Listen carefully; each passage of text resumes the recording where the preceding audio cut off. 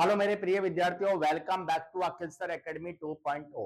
और विद्यार्थियों, आज हम बात करने जा रहे हैं फिर से अर्थमेटिक प्रोग्रेशन के कुछ स्टैंडर्ड क्वेश्चनों की। ठीक है, तो आप मेरे साथ बने रहिए। और एक इंफॉर्मेशन और दे देता हूं, ट्रिग्नोमेट्री के अंदर बच्चों जितने भी क्वेश्चन एक्स्ट्रा बनते हैं सीबीएसई के अंदर एग्जाम्स में, वो भी मैंने करवा दिए हैं कंप्लीट। आप जाके देख सकते हैं प्ले लिस्ट में जाकर। ठीक है, तो आज मैंने क्वेश्चन उठाया बच्चों, बिना किसी समय बर्बाद किए हुए बच्चों हम डायरेक्ट पहले क्वेश्चन पे आ जाते हैं। क्वेश्चन है 2019 में पूछा हुआ। 2019 में एक बहुत ही सवाल पूछा, बहुत ही इंपॉर्टेंट सवाल पूछा है विद्यार्थियों, और ये सवाल अक्सर आता रहता है एग्जाम में। ठीक है, तो आप ये थोड़ा सा समझ के एन की वैल्यू हमसे जानना चाह रहा है वो। चलो आइए कैसे करेंगे बच्चों सॉल्व। सबसे पहले एस एन को यदि हमें ए एन में बदलना है तो बच्चों एक ही छोटा सा फॉर्मूला जो आपको याद होना चाहिए। क्या फॉर्मूला है मैं लिखा देता हूं सामने, ये आपको सीधा याद करना है। इसके ऊपर लिख देना बच्चों, मैं तुझे रटूंगा। तो रटने का तरीका बता देता हूं। फॉर्मूला क्या है? फॉर्मूला है बच्चों ए एन बराबर S N minus S N minus one. Calculation लगेगी बच्चों इसके अंदर, है ना, तो थोड़ा सा समझ के जाना। देखो यार, सवाल है बच्चों एस एन की वैल्यू दे रखी है 3n square minus 4n। A N पूछना चाह रहा है, तो ए एन को एस एन में जब भी ऐसे आपस में कोई सवाल आ जाए, एस एन दे दिया ए एन है, या ए एन देकर एस एन, कुछ भी ऐसा आ जाए तो समझ जाना कहीं ना कहीं ये फॉर्मूला काम आएगा ही आएगा। ठीक है सर, तो ए एन निकालने के लिए क्या होगा? तो आप कहेंगे सर ए एन निकालने के लिए एस एन पता हो, पता है? आप कहेंगे हाँ सर, इक्वेशन नंबर 1 से देखो एस एन पता है हमें। ठीक है, क्या एस एन माइनस 1 पता है? तो आप कहेंगे सर ये भी पता है, बस थोड़ा सा समझना है। देखो यार, पैर में यदि n है तो इसने n का स्क्वायर और n यहाँ लिख दिया। सोचो यदि पैर में n माइनस वन होता तो पैर में जब n माइनस वन होता तो यहाँ भी n माइनस वन का होल स्क्वायर हो जाता और यहाँ भी 4 के साथ n माइनस वन मल्टीप्लाई हो जाता। कहने का मतलब ये है बच्चों, यदि मैं यहाँ से S N minus one generate करता हूं तो मेरा बनेगा 3n माइनस वन का whole square minus 4 into N. अब एक तरीका है, आप इसको सॉल्व कर लें यार। तो जब आप S N minus one perfect निकालेंगे बच्चों, तो यहाँ पे आप इसको सॉल्व कर लें अलग से। तो ये हो जाएगा a माइनस बी का होल स्क्वायर, ये हो जाएगा बच्चों a स्क्वायर, फिर ये बनेगा माइनस में 2ab, 2ab मतलब 2a और b क्या है 1 है, तो मल्टीप्लाई करोगे तो 2n आएगा, प्लस में b स्क्वायर। ठीक है सर, आगे क्या है? आगे है बच्चों माइनस 4n। अब क्या करना है? तो बच्चों जब आप एस एन माइनस वन निकालेंगे ना, अभी ध्यान रखना मैं ए एन नहीं निकाल रहा, ए एस एन निकाल रहा हूँ, एस एन दिया हुआ है, और एस एन माइनस वन अब यहाँ निकाल के देख रहा हूँ क्या होगा, फिर दोनों को माइनस करेंगे मेरा आंसर आ जाएगा। देखो यार बच्चों, ब्रैकेट ओपन करेंगे तो ये बनेगा 3n स्क्वायर, ऐसे इसको खोलेंगे तो बनेगा 6n, ऐसे 3 को 1 से करेंगे तो ये आएगा प्लस में 3, और आगे क्या चल रहा है? आगे चल रहा है माइनस 4n। ठीक है सर, अब सॉल्व करें यार। तो एस एन माइनस वन की जो वैल्यू आएगी वो आएगी बच्चों 3n स्क्वायर। यदि माइनस 6n माइनस 1n करेंगे तो ये आएगा माइनस में 10n, और ये आएगा बच्चों प्लस का 3। उम्मीद करता हूं मेरी बात समझ में आ गई होगी। और ये है बच्चों इक्वेशन नंबर 2। अब सवाल क्या है? सवाल है विद्यार्थियों ए एन बताना था हमें। तो ए एन निकालने के लिए फॉर्मूला है जो कि आपको एग्जाम में याद होना चाहिए, S N minus S N minus one, ये याद होना चाहिए आपको। वैल्यू जमा दो दोनों की। तो बच्चों A N equal to S N क्या है? तो यहाँ पे लिख देता हूँ from equation number 1 and 2। Hindi में बोलते हैं समीकरण 1 व 2 से क्या किया? दोनों की वैल्यू रखी। तो एस एन की जो वैल्यू है बच्चों वो तो हमारे पास है 3n square minus 4n, 3n square minus 4n, ये तो एस एन की वैल्यू है। और एस एन माइनस वन की वैल्यू कितनी है? तो आप कहेंगे सर वो है हमारे पास 3n स्क्वायर, ध्यान देना भैया, 3n square minus 10n plus 3, ये मेरे पास है। ये किसकी वैल्यू आ गई बच्चों? एस एन माइनस वन की वैल्यू आई। अब करना क्या है? अब ब्रैकेट ओपन कर दिया तो क्या होगा? ये तो है 3n स्क्वायर, ये है माइनस 4n, इसको खोलेंगे तो बच्चों ये बनेगा माइनस 3n स्क्वायर, इसको फिर खोलेंगे तो माइनस माइनस ये बनेगा प्लस का 10n, फिर माइनस करेंगे तो माइनस का 3 बनेगा। उम्मीद है आपको समझ में आ गया होगा। अब करना क्या है? काटा पीटी मचानी है बेटा। 3n स्क्वायर को 3n स्क्वायर से काटा। अब 10n में से यदि आप 4n माइनस कर भी देंगे तो क्या होगा? तो आप कहेंगे 6n होगा, और बच्चों लास्ट में क्या है? माइनस 3 है। तो मेरे कहने का मतलब यह है कि सवाल हमसे पूछा हुआ था कि एसएन यदि हम आपको दे दें, एसएन क्या होता है बच्चों? सम ऑफ nth टर्म्स है। ठीक है, जैसे a1 a2 a3 सबका सम कर देंगे तो वो एसएन होता है। और ये है बच्चों क्या? nth terms. nth टर्म कैसे निकाले? जैसे मान लो मैं प्रॉपर आपसे पूछूं फिफ्थ टर्म्स बताओ, तो फिफ्थ टर्म निकालने का फॉर्मूला है an। मतलब जैसे आप फिफ्थ टर्म निकालेंगे ना यहाँ, तो n की वैल्यू 5 रख दे तो फिफ्थ टर्म निकल के आ जाएगी। तो ये तो है nth टर्म का फॉर्मूला, और ये है बच्चों सम ऑफ n टर्म। दोनों में अंतर है, लेकिन दोनों में जब रिलेशन की बात करें ना तो सवाल सीबीएसई में फिक्स है, हर साल सवाल आता है relation between SN and AN. तो एसएन देकर एएन पूछ लिया तो अभी ये फॉर्मूला लगेगा, हो सकता है वो आपको an देकर फिर sn पूछ ले तो भी लगभग यही फॉर्मूला बनेगा। बाकी तो हम यहाँ पर जो है वो प्रैक्टिस कर ही रहे हैं क्वेश्चनों की। आप जब तक इसको लिखे बच्चों उतारें, फिर हम नेक्स्ट क्वेश्चन पे बात करेंगे। एक क्वेश्चन पूछा हुआ था बच्चों आपसे 2019 में। देखो विद्यार्थियों, अब हम बात कर रहे हैं नेक्स्ट क्वेश्चन की। सवाल बहुत ही बच्चों लाजवाब सवाल है। जितना छोटा आपको दिख रहा है ना क्वेश्चन, बेटा इसका आंसर उतना ही बड़ा सवाल है, मतलब बड़ा आंसर है। क्या है सवाल, पहले बता देता हूं। आपके सिलेबस में केवल एपी है, ठीक है। एपी मतलब जिसका डिफरेंस सेम होना चाहिए। बाकी होती क्या है, एपी भी होती है, जीपी भी होती है और एचपी भी होती है। वो हम क्लास 11 12 में बात करते हैं। तो हमें क्या है यहाँ पे देखना है बच्चों, डिफरेंस सेम है। आप बोलेंगे हाँ सर, क्योंकि इसने यहाँ कुछ नहीं दिया एपी है जीपी है क्या है, उसने कुछ नहीं बोला। यहाँ पर उसने ये देखा है कि बच्चे आप समझदार हैं, वो पता है सबको 3 3 का डिफरेंस है, मतलब ये कहीं ना कहीं एपी बन रही है। सवाल क्या पूछ रहा है, एक्स का मान बता दो, और इस पूरे सीरीज का जो सम है बच्चों वो दे रखे 287 है। चलो कैसे करेंगे इसको देखना बच्चों, ध्यान देते चलना।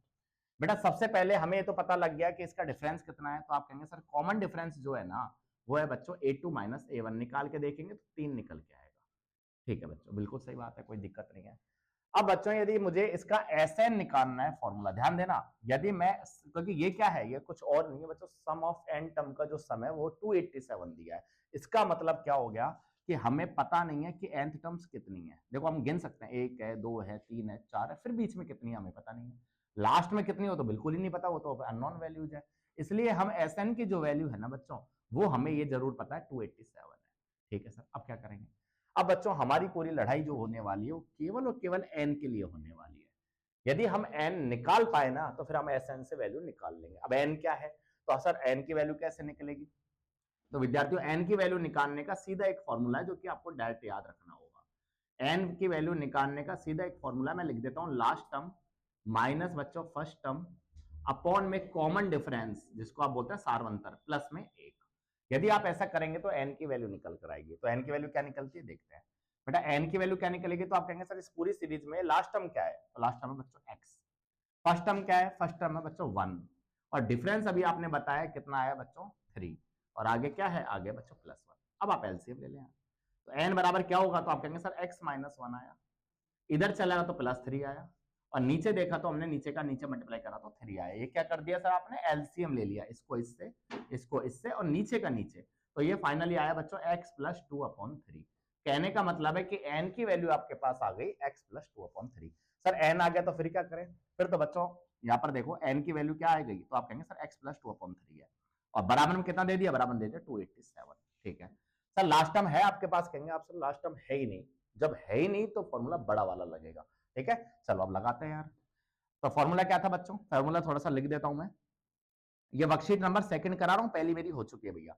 एस एन बराबर क्या होगा, n/2। फॉर्मूला देखो 2a + n - 1 × d, और बच्चों ये फाइनली ये हो जाएगा। ठीक है सर, n क्या है, तो n मैंने निकाल ही दिया है, x + 2/3 है, उसके पैरों में भी मैंने लिखा हुआ है। चलो अब निकालते हैं वैल्यू। बहुत प्यारा सवाल है, एग्जाम में रिपीट हो सकता है। x + 2/3। अब क्या होगा, n की वैल्यू क्या है, तो n की वैल्यू बच्चों पूरी कैलकुलेशन की लड़ाई है। अब n क्या है, n है बच्चों x + 2/3, लेकिन अपॉन में n के बाद नीचे 2 भी चल रहा है। ठीक है, ये भी पता होना चाहिए। ठीक है सर, अब क्या रखेंगे, 2a, a कितना है बच्चों 1, क्योंकि फर्स्ट टर्म जो होती है वो ये वाली है बच्चों 1 है। n कितना है, तो आप कहेंगे सर n वही था जो अभी बताया था आपको, x + 2/3, ये n है, माइनस में 1, और d कितना है, d है बच्चों 3। आप देख रहे होंगे सवालों का कलेक्शन किस तरीके के क्वेश्चन करा रहा हूं मैं। ठीक है, अब देखें बच्चों, तो बच्चों यहां से जब हम सॉल्व करेंगे तो नीचे का नीचे मल्टीप्लाई होगा 2। ठीक है सर, तो ये बनेगा x + 2/6। ठीक है सर, अब इधर चलेंगे अंदर तो क्या बनेगा, 2 × 1 = 2 तो है प्लस में। बच्चों यहां जब हमें एलसीएम लेंगे ना, तो आप समझदार बच्चे, नीचे 3 आएगा, वो 3 को बोर्ड मास रूल मल्टीप्लाई पहले सॉल्व होगा तो 3 से 3 काट देगा। तो यहाँ क्या बचेगा, यहाँ बचेगा x + 2 - 3, मतलब कुछ और नहीं, यहाँ बचेगा x - 1। गलती कहीं भी नहीं होनी चाहिए। यदि गलती कहीं होती है तो आप कमेंट में लगा देना सर यहाँ कैलकुलेशन मिस्टेक है। ठीक है, बाकी मैं पूरा ध्यान रख रहा हूँ। क्या हुआ, x + 2 हुआ, माइनस में 3 हुआ। ठीक है, और नीचे जो 3 आया वो 3 को काट दिया, तो फाइनल क्या आया, फाइनल आया +2 में से -3 गया तो -1। ठीक है सर, थोड़ा बच्चों अब इधर की तरफ हम शिफ्ट कर रहे हैं। इक्वल में क्या हुआ, इक्वल में ये तो आया बच्चों x + 2/6। ठीक है सर, और इधर क्या आया, इधर आया हमारा फाइनली x + 1, इधर आया फाइनली x + 1। और मजे की बात है बच्चों, ये पूरे का जो सम निकाला ना हमारा वो ये है, और पूरे का जो सम आया वो बराबर में जो चल रहा था बच्चों वो ये है, और इसकी वैल्यू हमारी 287 है। ये हमारे पता कैसे लगा, ये हमको गिवन है 287 है। क्या आप मेरी बात समझ पाए? आपने जी बिल्कुल समझ पाए। अब लड़ाई कुछ भी नहीं है, अब लड़ाई केवल ये है कि भैया क्वाड्रेटिक इक्वेशन बन गई, अब चैप्टर बदल चुका है। पहले एपी था, अब एपी का नाम बदलकर अब क्वाड्रेटिक इक्वेशन पे चले गए हम। ठीक है? अब क्वाड्रेटिक आपको सॉल्व करनी है और सॉल्व करने के लिए बच्चों हमको क्वाड्रेटिक बनाना पड़ेगा। तो सबसे पहले इस 6 को मैं उधर भेजूंगा। ठीक है? ये हमारा पुराना डेटा है जो हमने लिखा हुआ है इधर। चलो, तो इधर तो आया बच्चों x+2, इधर आया हमारे पास x+1। अब 6 को मैंने उधर भेजा तो 287 को मल्टीप्लाई जब 6 से करूंगा ना बच्चों, कितना आएगा बताओ? तो 6 7 42 करके देखें यार। 48 और 4 कितने होंगे बच्चों? 52 होंगे। आप कहेंगे हाँ सर। और 6 दूनी 12, 12 और 5 कितने होंगे बच्चों? 17 होंगे। तो 1722 समथिंग इसका कुछ बात बनेगी यहाँ से। ठीक है, चेक कर लें, आप कोई गलती हो तो बता दें। 2 4 48 4 52 2 5 6 12 12 5 17। ठीक है चलो यार, अब इसको खोल लेते हैं। तो x को x से खोलेंगे तो बच्चों ये तो बनेगा x स्क्वायर, ये बनेगा हमारे पास 2x और ये बनेगा अंदर ही अंदर x, तो 2x और x ये बन जाएगा 3x। अब प्लस में क्या आएगा? प्लस में आएगा बच्चों 2 बराबर 1722। ठीक है, समझते चलना कितना प्यारा सवाल है। हमें पूछा है सवाल में x का मान बता दो आप, और ध्यान रखना x का मान यहाँ से दो मिलेंगे, एक तो पॉजिटिव एक नेगेटिव। नेगेटिव वाला मैं छोड़ दूंगा, क्यों? क्योंकि सर x यहाँ पर आएगा और यहाँ पर जो टर्म्स आएगी ना x, वो बच्चों नेगेटिव नहीं हो सकती। क्यों? देखो यार, nth की जो वैल्यू है यहाँ पर आप रखेंगे, चल मैं बताऊंगा बाद में, अभी छोड़ो। इस 2 को मैं उधर भेज दूं, आप कहेंगे हाँ सर। तो ये आएगा बच्चों x स्क्वायर प्लस 3x। अब आप चाहते हैं तो 1722 को मैं जब इधर की तरफ भेजूंगा ना तो बच्चों ये बनेगा 1720। ठीक है सर, तो ये हमारी फाइनली क्या हो गई? क्वाड्रेटिक इक्वेशन बन गई। क्वाड्रेटिक इक्वेशन बन गई तो बच्चों अब यहाँ से x का मान कैसे निकाले? तो इसके फैक्टराइजेशन पता होने चाहिए आपको, बस यही जंग थी इसके अंदर जो लड़नी थी हमें। तो हम बच्चों इसको 43x माइनस 40x लिखेंगे। आप कहेंगे सर बात बन जाएगी? बिल्कुल बन जाएगी। देखो जीरो तो है यार, 4 से करेंगे तो 4 दिए 12, 2 आएगा, कैरी गई 1 16 और 1 17। अब आपको क्या मिलेगा? यदि सवाल एग्जाम में यदि डायरेक्ट पूछा ना और आप प्रैक्टिस नहीं करके गए तो पता है समय लगेगा यहाँ पर। यहाँ तो मुझे पता है चलो पढ़ने वाले बच्चे हो आप सब कर देंगे, लेकिन गलती यहाँ पे हो जाएगी। इसलिए कहता हूँ सवाल पहले से यदि पीवाईक्यू आप कर गए ना और उनमें से यदि कोई गलती से सवाल आ गया तो आपको दिक्कत नहीं आने वाली है एग्जाम में। ये मेरे ऊपर पूरा विश्वास रखो बच्चों। -1720। ठीक है सर, अब क्या करना है? अब बच्चों कॉमन ले लो यार। आप कहेंगे सर कॉमन यहां से लेंगे तो x कॉमन आ रहा है। ठीक है सर, ये लाइन में थोड़ी बच्चों यहां से हटा देता हूं, थोड़ा एडजस्ट कर देता हूं आगे की तरफ, ध्यान देना बच्चों। तो इक्वल में क्या होगा? तो आप कहेंगे सर इसमें यदि x कॉमन लिया तो ये आया x+43। ठीक है, अब यहां से मैं क्या कॉमन ले लूं? आप कहेंगे सर 40 कॉमन ले लो। यदि 40 कॉमन लूंगा, 40 कॉमन लूंगा तो ये बचेगा x+43। x+43। अब चेक करके देखें क्या मैं सही बता रहा हूँ नहीं बता रहा। जीरो तो है ही, 4 दिया 12 16 और 1 17। वेरी गुड, बराबर में क्या आया बच्चों? जीरो। अब कॉमन क्या आ गया? कॉमन आ गया बच्चों x+43। आप देख रहे हो कितना आसान, कितना छोटा सवाल, और उसका कैलकुलेशन देखो आप बच्चों अभी तक भी चलती जा रही है। ठीक है, तो आप कहेंगे सर पूरा यदि x+43 कॉमन लेता हूं तो अंदर बचेगा x-40। अब कंपेयर कर लो यार, a डॉट b बराबर जीरो, इसका मतलब बच्चों a का मान भी जीरो और इसका मतलब इसका मान भी जीरो। तो यहां से जो x का मान निकला वो तो निकला -43। ठीक है सर, यहां से x का मान निकला -43 और यहां से x का मान होगा 40। हमारा आंसर कौन सा सही होगा सर? कौन सा वैलिड होगा? देखो यार बच्चों समझाता हूं। n तो आपको पता ही है सभी को नेगेटिव हो ही नहीं सकती। सोचो यदि आप -40 रखते हो यार तो बच्चों आंसर कैसा फंसेगा? n नेगेटिव आएगा और n कभी नेगेटिव नहीं होता, फ्रैक्शन में नहीं होता। ठीक है, तो सर ये तो पॉसिबल हो गया। पॉसिबल हुआ नहीं हुआ? आप कहेंगे नहीं हुआ सर, इम्पॉसिबल हो गया। और यदि मैं x का मान या 40 रखता हूं तो बच्चों 40 + 2 42 बनेगा और 42 बच्चों इस 3 से डेफिनेटली 100 पूरा पूरा कटेगा। यदि नहीं करता ना तो ये भी आंसर नहीं होता, क्योंकि n कभी फ्रैक्शन में नहीं हो सकता, n कभी डेसिमल में भी नहीं हो सकता, n कभी नेगेटिव भी नहीं हो सकता, ध्यान रखना। तो सर फाइनल आंसर हमारा जो होगा बच्चों, ये सवाल का जो आंसर आने वाला था वो आंसर आएगा 40। मेरे कहने का मतलब है यदि आप 1 4 7 और डॉट डॉट डॉट यदि 40 रखते हैं ना यहाँ और छोटा वाला फॉर्मूला लगाना पसंद करते हैं n/2a+l वाला, तो कैलकुलेशन करके देखना घर पर बेटा, उसका आंसर 287 ही आएगा। लेकिन मजे की बात है यदि ये सवाल एमसीक्यू में आ जाता, मान लो सपोज दैट ऑब्जेक्टिव टाइम में आ जाता, फिर हमारे मजे मजे थे। क्यों? क्योंकि सर 40 लिख देते, मतलब ऑप्शन जब आप हिट एंड ट्रायल मेथड लगाते कि सर x का मान 40 रखो, शॉर्ट वाला फॉर्मूला लगाओ, 287 आ रहा है, आपने बोला आ रहा है, टिक लगा दो। तो सोचो ये सवाल कितना आसान हो जाता है यदि ये सवाल एमसीक्यू में दे देता। मान लो 40 की जगह दूसरा ऑप्शन आप 10 ट्राई करते, आपने 10 लिखा यहाँ, 10 तो आ ही नहीं सकता यार, 10 से तो बड़ा ही आएगा कुछ, मान लो 50 ले लिया आपने, फिर छोटा वाला फॉर्मूला ट्राई करते और फिर 287 आता, नहीं आता तो काट देते। मेरे कहने का मतलब है इस सवाल को यदि वो चाहे एग्जामिनर तो बच्चों इसको एमसीक्यू में भी बना सकता है। तो एमसीक्यू यदि सवाल आता है तो इतना करने की कतई जरूरत नहीं है, आपको केवल और केवल hit and trial method apply करना है कि सर 40 रखते हैं, सर लगाते हैं शॉर्ट फॉर्मूला और 287 आ जाएगा, तो सेट हमारा 40 सेटिस्फाई कर गया, मतलब वही हमारा आंसर है। अब बच्चों हम बात करेंगे नेक्स्ट क्वेश्चन की, जब तक के लिए आप इसको राइट डाउन करो। ये आया हुआ है 2020 में, ठीक है, सीबीएसई में, ठीक है। उतारो, फिर हम और लेटेस्ट क्वेश्चन करते हैं बच्चों। ये सारे जितने भी क्वेश्चन करा रहा हूं बच्चों, सब डिफरेंट अप्रोच के हैं। देखो विद्यार्थियों, अगला क्वेश्चन है हमारा और बहुत ही लाजवाब शानदार बच्चों लड्डू सवाल है देखा जाए तो, लेकिन ये ऐसा सवाल है, चैलेंजिंग सवाल है, आप किसी से पूछो तो हर कोई इसका आंसर नहीं दे सकता, ठीक है, लेकिन हम देते हैं। देखो सवाल कह रहा है 7, 13, 19 सो ऑन फलाना डी का जो भी चल रहा है बेटा, लास्ट में 247 है, तो बिल्कुल मिडिल टर्म बता दो इसको बीचों बीच वाली वैल्यू क्या होगी। तो उसके लिए बच्चों सबसे पहले हमको ये देखना होगा कि मिडिल टर्म होती है दो तरीके से, कि हमारे पास पूरी प्रोग्रेशन मतलब इवन नंबर में है या ऑड नंबर में है, पहले ये देखना होगा। इवन ऑड समझते हो ना, जैसे काउंटिंग करूं मैं 1 2 3 4, तो ऐसे करके टोटल टर्म मान लो 50 आ गई, तो भैया इवन वाला फॉर्मूला लगा देंगे, और ऐसे काउंटिंग करते करते ऑड नंबर आ गई तो ऑड वाला फॉर्मूला लगा देंगे। तो लड़ाई जो लड़नी है बच्चों, पहले एन के लिए लड़नी है। तो आप कहेंगे सर एन जो है नंबर ऑफ टर्म्स है, वो कैसे निकालते हैं? अभी फॉर्मूला बताया था आपने, last term minus first term. बहुत ही सुंदर बच्चों सवाल है, अपॉन में कॉमन डिफरेंस प्लस 1, ठीक है सर। तो एन की वैल्यू क्या होगी? आप कहेंगे सर लास्ट टर्म आएगी 247 माइनस फर्स्ट टर्म आएगी बच्चों 7, और कॉमन डिफरेंस कितना है? तो बच्चों यहाँ आएगा 13 माइनस 7। अब आप धीरे धीरे समझ रहे होंगे मेरी बातों को कि डी जो होगा वो 13 माइनस 7 करके ये आएगा बच्चों लगभग कितना, 5 आएगा, सॉरी 6 आएगा। तो कैलकुलेशन तो देखनी है आपको, ठीक है। आप कहेंगे बिल्कुल सही है सर, तो ये आएगा कॉमन डिफरेंस 6 प्लस 1। अब एन की वैल्यू निकाल लें, तो एन की वैल्यू क्या होगी? 247 में 7 गया तो ये बनेगा 240, और बच्चों 6 प्लस 1, तो कुल मिला के कई बच्चे एलसीएम लेंगे, कुछ मत करो यार, सीधे काटो। तो ये बनेगा बच्चों कितनी बार? 6 चौक 24, 40 बार प्लस 1। तो एन की जो वैल्यू आएगी वो आएगी हमारी 41। यदि एन की वैल्यू बच्चों 41 आती है, 41 आती है, तो आपको ये चेक करना है कि ये इवन है या ऑड है। तो आप कहेंगे सर ये समझदार बच्चे हैं हम, कि हमें पता लग गया कि एन जो है यहाँ ऑड नंबर का काम कर रहा है।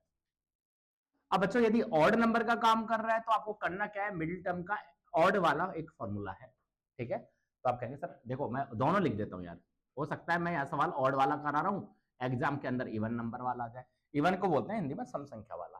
तो इवन वाला फॉर्मूला आएगा तो क्या लगाना है आपको? n upon 2th plus n upon 2 plus 1th और 2 का भाग दे देना। ऐसा करेंगे तो आप इवन नंबर को प्राप्त करेंगे। और यदि आपको ऑड नंबर प्राप्त करना है, कि आपने बोला सर मेरे पास तो ऑड नंबर निकल के आए तो मैं क्या लगा के आऊं? तो बच्चों वो लगा के आओ n प्लस 1 अपॉन 2th, ये वाला फॉर्मूला लगा के आओ, ठीक है सर। फिर क्या करेंगे? तो फिर बच्चों देखो अब आप यार 41 है, 41 ऑड नंबर है, तो 41 प्लस 1 अपॉन 2 करेंगे तो 42 2 आएगा, तो कितना आएगा ये? तो आप कहेंगे सर 21 आ जाएगा। इसका मतलब कुछ नहीं करना यार, 21 टर्म्स निकाल देनी है इसकी, तो वो मिडिल टर्म आ जाएगी हमारी। सिंपल सा सवाल आता है। तो 20 टर्म क्या होगी? तो आप कहेंगे सर a प्लस 1 का मतलब 20d, ठीक है सर। तो t21 का मान a क्या है? आप कहेंगे सर ap के अंदर a क्या है? फर्स्ट टर्म 7 है, और d कितना है? d बच्चों a2 माइनस a1, और मैंने अभी किया भी था 6 था, देखो यार देख सकते हैं आप 6। तो सवाल पूछा था t21 का मान बता दो यार, तो 7 प्लस बोर्ड मास लगाएंगे तो पहले मल्टीप्लाई होगा, 6 दूनी 12, 120 होगा, और फिर फाइनली जो t21 का आंसर आएगा बच्चों 127 आंसर आएगा। That would be my dear student is your answer. मेरे कहने का मतलब है यदि हम ऐसे करते चले गए 7 13 19 उसमें 6 जोड़ा फिर वापस 25, ऐसे करते करते बीचों बीच जो मिड वैल्यू आएगी ना वो 127 मिलेगी। बहुत ही शानदार सवाल है, आजकल ऐसे सवाल ट्रेंडिंग पे चले हुए हैं, यूनिट टेस्ट में भी आपको टीचर्स दे सकते हैं, स्कूल के अंदर पेपर में देख लेना चाहिए, ठीक है। चलो अब हम बात करेंगे नेक्स्ट क्वेश्चन की। बात कर रहे हैं विद्यार्थियों हम सीबीएसई 2019 में आए हुए सवाल है मेरा T21, मतलब कहने का मतलब ये है A1 A2 A3 ऐसे टर्म्स दे रखी है, तो वो जानना चाह रहा है कि भैया 21 टर्म क्या होगी यदि ऐसे चलते रहे तो हम। तो बच्चों सबसे पहले T21 का आंसर हमें पता ही है, इसको हम लिख सकते हैं a प्लस 20d, ठीक है। अब हमारी मेन लड़ाई है बच्चों a और d के लिए। तो a का मान जो है वो यहाँ पे दिया हुआ है -1/2। आप इस मिस फ्रैक्शन को बदल लें बच्चों, इस मिस फ्रैक्शन को आप चेंज करें, तो ये होगा बच्चों मल्टीप्लाई, ऊपर वाले को करना है ऐड, तो 4 2 जा 8 प्लस 1 करेंगे तो 9/2 आएगा। तो a का वैल्यू आ गई हमारी -9/2, माइनस पहले से ही था यहाँ पर, ध्यान रखना आप। d कैसे निकालेंगे? d निकालेंगे बच्चों a2 माइनस a1 से। a2 है आपके पास? आप कहेंगे हाँ सर a2 की वैल्यू -3 है, ठीक है सर। माइनस में, और फिर a1 की वैल्यू फिर वापस आपके पास कितनी है जो अभी सॉल्व की थी बच्चों, यही वैल्यू है, और ये वैल्यू हमारे पास -9/2 है, -9/2 है। अब आप चेक करें, तो ये तो क्या होगा -3 होगा, ठीक है, प्लस में माइनस माइनस प्लस में 9/2 होगा। अब सॉल्व करेंगे आप तो 9 - 6 करेंगे बच्चों, ध्यान देना बेटा, ये तो 9 है, ये 6 है, तो ये आ जाएगा डी का मान 3/2। अब ए और डी यदि मैंने सही निकाल दिए हैं तो फिर मुझे T21 में दिक्कत नहीं आने वाली। तो T21 में एक मान कितना है बच्चों, -9/2, प्लस 20 डी का मान कितना है, 3/2 है। आप कैलकुलेशन करें, कैसे करेंगे, बोर्ड मास रूल से बच्चों पहले इसको काटापिटी मचा लें, इसको काटेंगे ना तो ये कटेगा 10 बार, तो ऐड करेंगे तो ये बनेगा +30, ठीक है सर। अब एलसीएम ले लें, एलसीएम लेंगे तो ये बनेगा बच्चों, वो 3 दूनी, ये बनेगा 60, ठीक है, और ये बनेगा -9/2। अब सॉल्व करें तो ये बनेगा 51/2। अब काटेंगे बच्चों तो देखो 2 2 जा 4 और 2 5 जा 10, फिर बचा हमारे पास 1 रिमाइंडर, और ये बचेगा 2 5 जा 10, कुल मिला के 25.5 इसका मेरा क्या आंसर आ जाएगा। मेरे कहने का मतलब ये है यदि इस तरीके से हम चलते रहे तो बच्चों 25.5 आ जाएगा। लेकिन एक बात और विशेष ध्यान रखना, थोड़ा सा बता देता हूँ मैं आपको, जब ये सवाल आते हैं ना तो हो सकता है एमसीक्यू में मिल जाए आपको, तो उसमें क्या करना होता है, उसमें बच्चों ये ऑप्शन ही नहीं मिलेगा आपको, हो सकता है ऑप्शन कैसे मिलेगा, मिस फ्रैक्शन में सवाल दे रहा है तो मिस फ्रैक्शन में ही आपको ऑप्शन मिल सकता है, तो उस समय आप 51/2 में जब करोगे ना सॉल्व तो बच्चों इसको इस तरीके से कर लेना, बनाने के लिए थोड़ी छोटी छोटी बातें बट आनी चाहिए हमें। तो आप कहेंगे सर 2 2 जा 4, ठीक है सर, रिमाइंडर कितना बचा 1, फिर आगे 1 है, 2 5 जा 10, ठीक है सर, रिमाइंडर कितना बचा 1।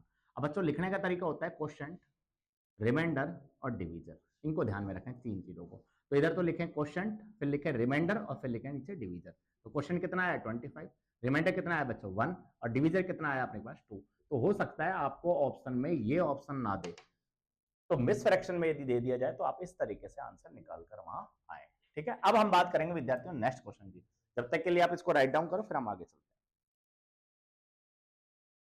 देखो विद्यार्थियों, अब हमारा लास्ट एंड फाइनल क्वेश्चन है, एक छोटा सा क्वेश्चन दिया है, an+5 की वैल्यू 50 है और दूसरा बोला बच्चों an+1 की वैल्यू 30 है। क्वेश्चन कहना चाह रहा है आप डिफरेंस बताओ, कॉमन डिफरेंस क्या होगा। बहुत बेहतरीन सवाल है, सवाल लेकिन अभी तक कोई एग्जाम में नहीं पूछा हुआ है, ये एग्जाम बेस्ड क्वेश्चन है। 4 ऑप्शन दिए हुए हैं, आप इनमें से बताएं कौन सा आंसर एग्जिस्टेंस करेगा यहाँ।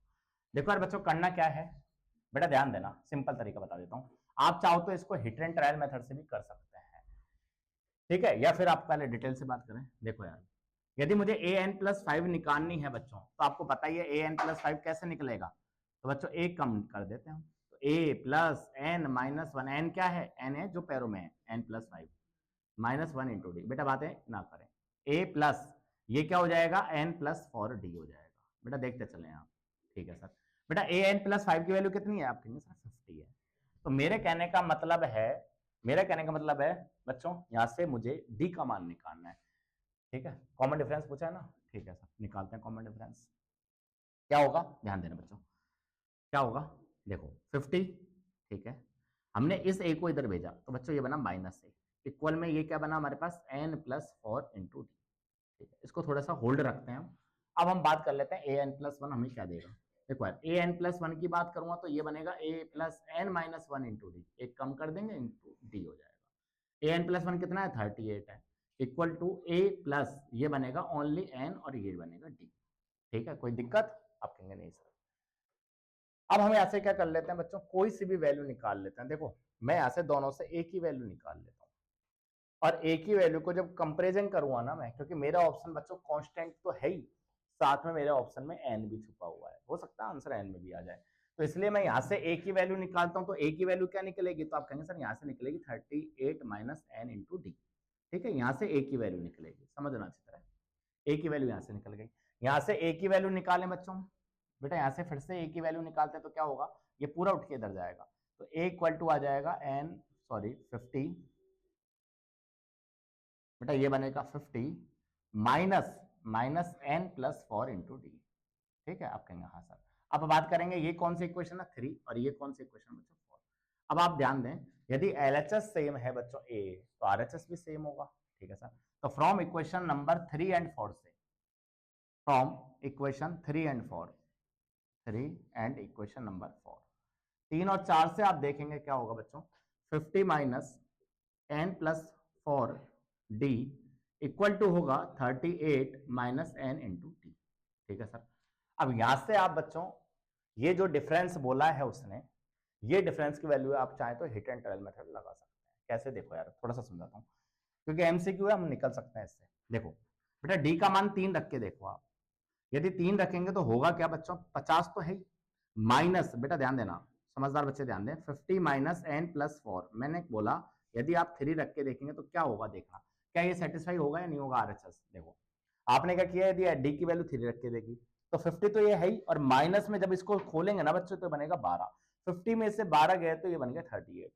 बिल्कुल सही है, 38 बिल्कुल सेटिस्फाई कर रहा है। आगे क्या बचा, आगे बचा माइनस में 3n, माइनस में 3n, और आपने बोला जब डी की वैल्यू आप रखेंगे ना 3, तो ये बचेगा 38 माइनस 3n। बोलो हाँ या ना। एक बार बताता हूँ मैं तुमको करके, 50 माइनस जब यहाँ रखोगे ना तो 3n, और अंदर बचेगा माइनस 4 3 12। अब क्या कहूंगा, 50 में से 12 गए तो ये बना 38 माइनस 3n। ठीक है सर, ये तो आ गई एलएचएस साइड। अब आप आरएचएस साइड में यदि डी का मान 3 रखेंगे तो 38 माइनस क्या आ जाएगा 3n। जैसे डी का मान आप रखेंगे 3। तो मेरे कहने का मतलब ये है, आप इस 3 पर इसको फंक्शन को क्या कर रहे हो, एडजस्ट कर रहे हो। बिल्कुल सही है साथियों। आज हमने जितने भी क्वेश्चन करे हैं स्टूडेंट्स, वो मेरी तरफ से कंप्लीट हुए हैं। ठीक है, अभी भी मैंने अभी तक 2 वर्कशीट मैंने सॉल्व करा दिया। वर्कशीट नंबर 1 में थोड़े हल्के क्वेश्चन थे, आज थोड़े मैंने डिफरेंट अप्रोच वाले क्वेश्चन बताए, लेकिन पूरी पूरी गारंटी है इस वर्कशीट नंबर 2 से आपका एक सवाल जरूर मिलेगा आपको एग्जाम में। ठीक है, अब आज की मोटिवेशन लाइन है, लास्ट एंड फाइनल। परिंदों को मंजिल मिलेगी ये फैले हुए उनके पंख बोलते हैं। कि परिंदों को मंजिल मिलेगी ये फैले हुए उनके पंख बोलते हैं। अक्सर खामोश वही रहते हैं जिनके इस जमाने में हुनर बोलते हैं। मेरे प्रिय विद्यार्थियों, आज के लिए हम इतना ही रखेंगे। जब तक के लिए tata, bye bye, good night, take care, sweet dream, see you soon, see you again, see you later. भगवान आप सभी का भला करे, हंसते रहो, मुस्कुराते रहो, तंदुरुस्त रहो। जय हिंद, जय भारत, वंदे मातरम। लव यू ऑल बच्चों, फिर मिलेंगे, tata bye bye next worksheet के साथ।